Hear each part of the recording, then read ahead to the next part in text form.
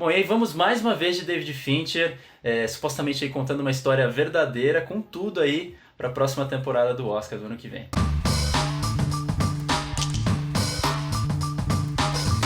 Cidadão Kane foi uma produção conturbada, pelo menos é o que conta as más línguas. Magnatas da mídia, produtores bambambam de Hollywood e um diretor controlador são o pano de fundo para a criação de um dos filmes mais importantes da história do cinema. E no meio desse turbilhão acompanhamos Herman Mankiewicz, ou Mank, o suposto roteirista injustiçado e perdedor dessa história toda. Se é a primeira vez que você está entrando aqui nesse canal, já se inscreve aí para você conhecer nosso conteúdo. E agora indo pro vídeo, um primeiro aviso que eu daria é, se você não conhece a história por trás do filme Cidadão Kane, seria interessante você dar uma pesquisada antes de assistir esse filme. É óbvio, né, que você não precisa conhecer a história para entender o filme, mas seria interessante aí para você ter um contexto que o David Fincher traz aí ao contar essa história. Eu concordo com você, acho que de alguma forma ele é um filme para iniciados no tema, né?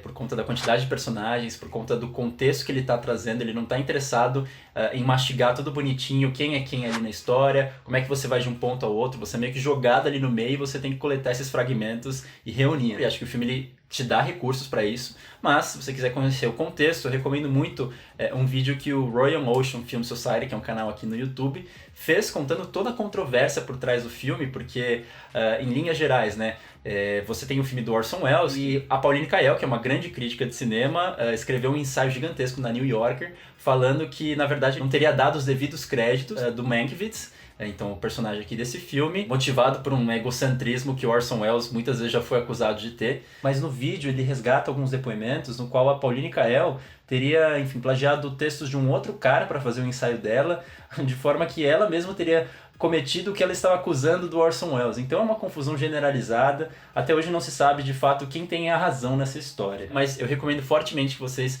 assistam esse vídeo para vocês conhecerem um pouco mais o contexto. E aqui nesse canal a gente trabalha com verdades, entendeu? Eu preciso aqui abrir meu coração para vocês, que eu fiquei um pouco perdido em alguns momentos do filme. Tinha alguns personagens que eu me perguntava o que ele está fazendo ali, quem é ele. Eu não conhecia a história por trás, eu assisti Cidadão Kane.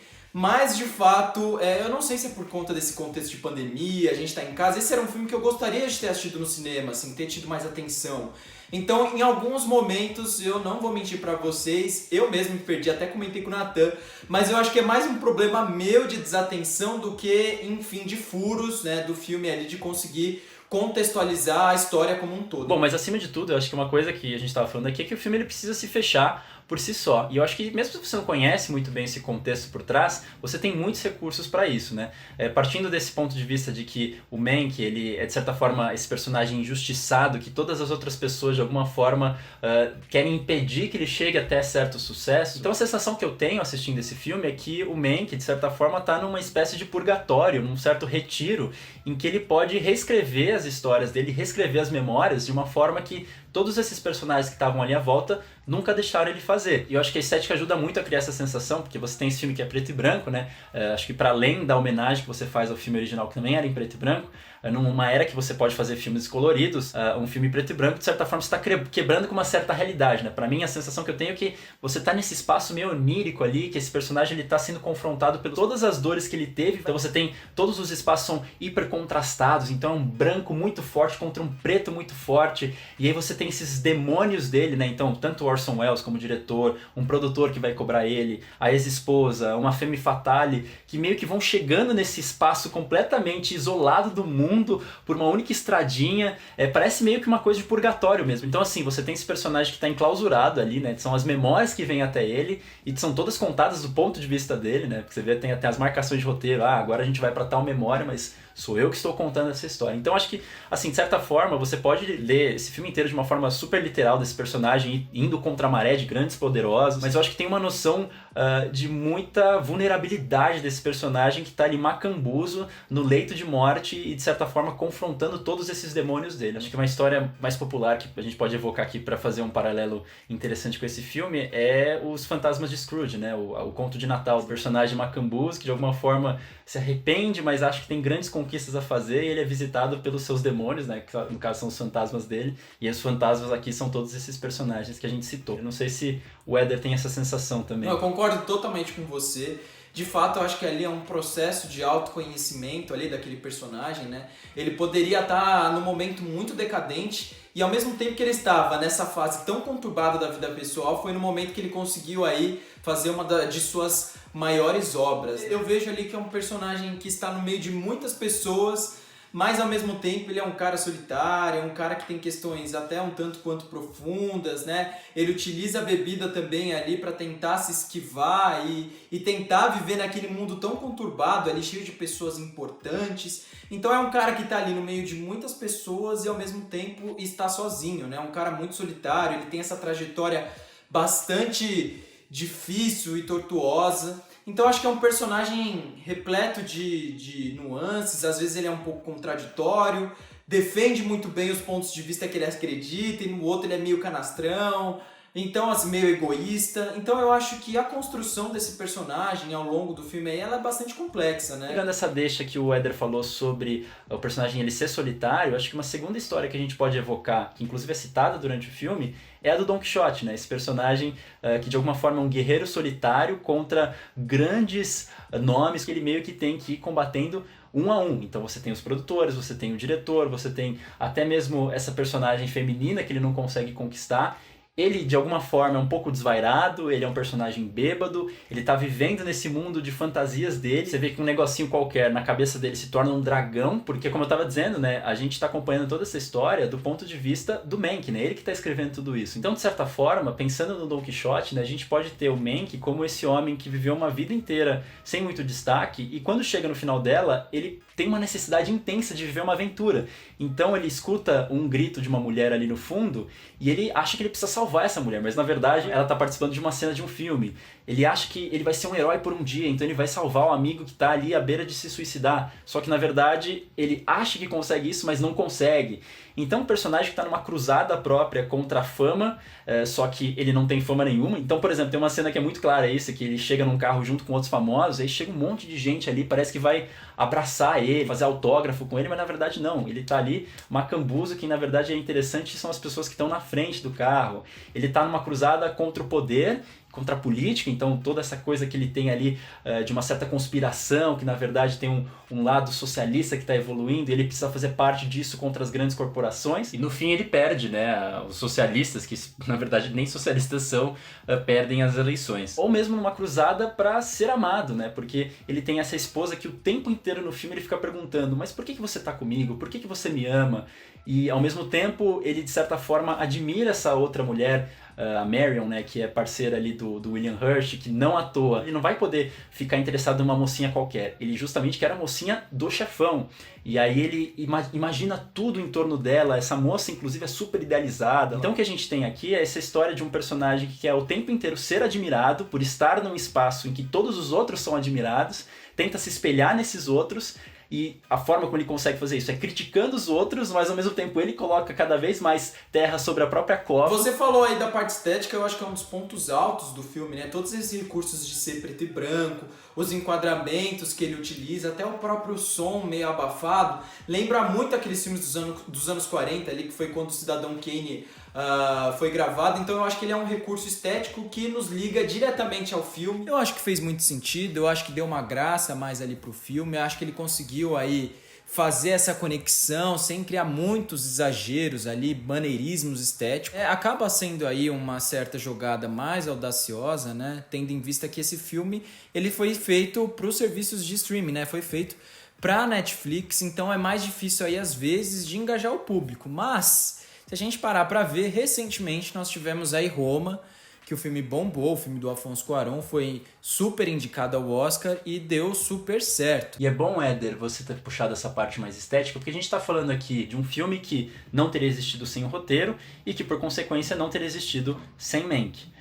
A gente fica bastante fissurado nessa ideia, o filme é totalmente preso a essa ideia narrativa da coisa, mas a gente precisa ser também justo e entender que Cidadão Kane, historicamente, ele é muito importante também pela estética. Tanto é que você tem críticos e acadêmicos como o André Bazin, que é um dos caras mais importantes ali franceses, que escreveu na revista Carré du Cinéma, que fala que Cidadão Kane foi um filme que inaugurou o cinema moderno justamente por um recurso muito específico chamado profundidade de campo, em que você tem várias coisas acontecendo no mesmo quadro, então às vezes uma coisa mais no fundo e outra coisa acontecendo mais na frente. Você pode ter várias camadas de narrativa, todas coladas uma a outra, acontecendo ao mesmo tempo. Então assim, esse recurso, que é super importante no Cidadão Kane, é uma coisa que não aparece nesse filme aqui. Eu não tô nem, enfim, querendo ser um preciosista histórico falando que ele precisava fazer isso aqui. Na verdade, o meu interesse é entender o porquê que ele fez essa escolha. E eu queria justamente, antes de começar a falar o que eu acho, perguntar pro Éder o que você acha dele ter optado por não usar isso que é tão emblemático no Cidadão Kane. Pra mim, eu acho que não interfere em nada na história, não acho bom,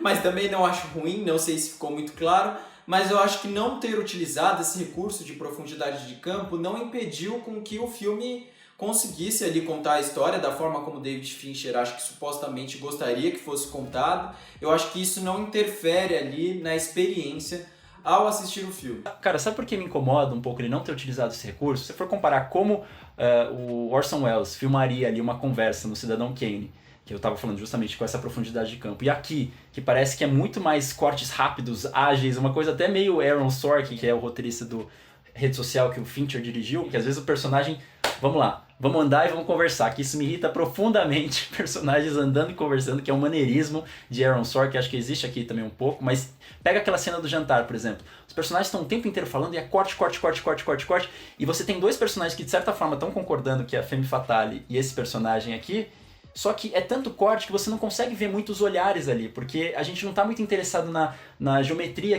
daquele espaço. E eu acho que num filme como Cidadão Kane você teria esse interesse muito forte, você criaria uma conexão entre esses dois simplesmente através de como você filmaria esses dois interagindo num quadro maior. Mas para além desse efeito mais direto em cenas pontuais, você tem esse personagem principal que, como eu disse, é o Quixote ali, que ele se sente injustiçado, o tempo inteiro ele é ignorado pelas pessoas, ele é menos poderoso do que ele acha que é de fato. E eu acho que se a gente tivesse colocado profundidade de campo, que é uma marca muito forte do Orson Welles, que é um personagem que o tempo inteiro parece assustar ele, seria um outro elemento para deixar ele como se fosse um derrotado, porque mesmo na própria história que ele está contando, ele está sendo sufocado por um argumento estético em cima dele, e isso seria ainda mais sufocante para esse personagem. Então eu acho que, pensando do ponto de vista histórico que esse filme traz, eu acho que seria muito interessante se a gente tivesse mais um elemento que silenciasse, que deixasse esse personagem mais impotente do que ele já é. Bom, de fato, eu concordo muito com o que você disse, eu não tinha parado para pensar nisso, uma análise aí muito perspicaz, inclusive. E agora, pensando por essa ótica, eu acho que faz muito sentido aí para trazer aí um grau de significância a mais para a personalidade desse cara que parece um perdedor, mas ao mesmo tempo dá um grau de importância para esses embates, para esses fantasmas que ele cria. Então agora, vendo por esse lado, eu vou ficar pensando nisso, eu acho que faria muito sentido que houvesse aí essa preocupação com a profundidade de campo. E você sabe de uma outra coisa que me incomoda até que bastante no filme, porque a gente está trazendo esses personagens, né, o Fantasma de Scrooge, o Conto de Natal, o Dom Quixote, vocês vão ver que são histórias que são muito passionais, tem muito fogo nesses personagens, eles são muito emotivos, né? O próprio Cidadão Kane, se você for ver todo o arco ali que ele tem com a Rosebud, é também um negócio muito emocional.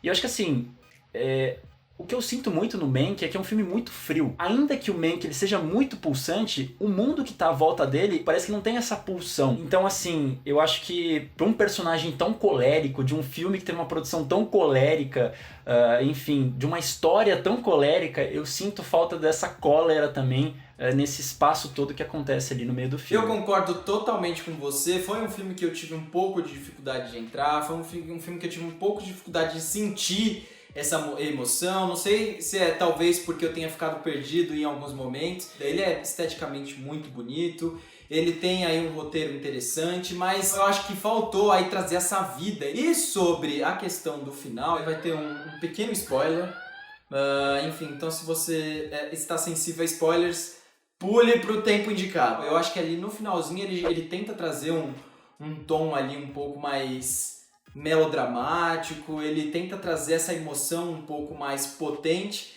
e eu acho que ele até consegue, né, porque ele coloca ali uns dizeres, né, sobre o Mank, né, que anos depois ele morreu de alcoolismo, então eu acho que ele tenta trazer esse tom aí um pouco mais emotivo pro final, mas eu acho que não condiz tanto com toda a narrativa que ele havia construído anteriormente. Eu não sei se se faz sentido, se você concorda comigo. Não, perfeitamente, Éder, eu concordo com você. Esse final me incomoda também, porque a gente tá falando, mais uma vez, desse Quixote, desse cara macambuzo, e de certa forma tem um tom meio conciliatório ali, né? Parece que deu tudo certo na vida dele. Se a gente for ver essas outras histórias, o Conto de Natal até que tem de certa forma disso, mas você vê que existe muita ponderação nisso tudo, né? Ele é um homem que de alguma forma é mudado, tanto Quixote quanto o personagem de Conto de Natal, mas com muitas outros traumas dentro disso, né? A sensação que eu tenho é que esse filme ele termina como uma biografia, cinebiografia comum, né? Bom, morreu o cara, ele morreu no auge, no êxtase, e aí aparecem as cartelas finais, dizendo todo o valor que ele teve, como é que ele terminou na vida.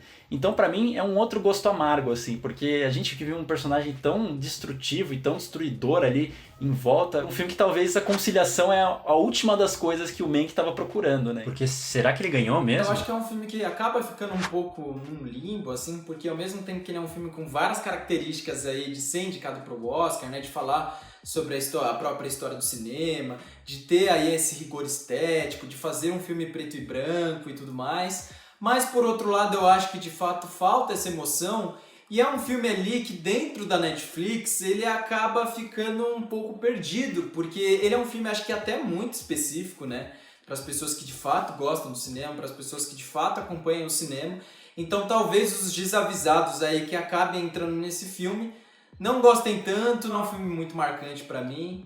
E eu acho que de longe é um dos melhores filmes aí do Fincher. E agora, aí pra fechar esse vídeo, mais uma vez, eu não vim com recomendação nenhuma, mas o Sr. Natan sempre tem uma recomendação maravilhosa pro famoso quadro Vim te recomendar. Então, Natan, por favor. E inclusive também usar uma coisa que eu disse lá no começo do vídeo, aqui, do Vim te recomendar, que é o Royal Ocean Film Society. É um canal no YouTube, né, que, como eu disse, fez um vídeo aqui sobre o caso do Mank, o caso do Orson Welles, mas ele tem vídeos maravilhosos. É um dos canais de vídeo ensaio, né, de cinema que eu mais admiro aqui, porque ele não só se propõe a fazer uma coisa muito bonita, que é de fato o que acontece, mas ele tem uma pesquisa histórica muito interessante, né? É mais do que análises, inclusive os vídeos que ele faz de análise eu gosto menos do que os vídeos que ele faz que são mais históricos, como é o caso desse aqui que ele resgata documentos, que ele vai tentar investigar um pouco da história. E eu recomendo 2 vídeos que eu lembro aqui, que você pode começar por eles e, enfim, aí daí em diante se maravilhar com o canal, que é um que ele fala sobre uma tendência de cinema de surf que existiu ali nos Estados Unidos por conta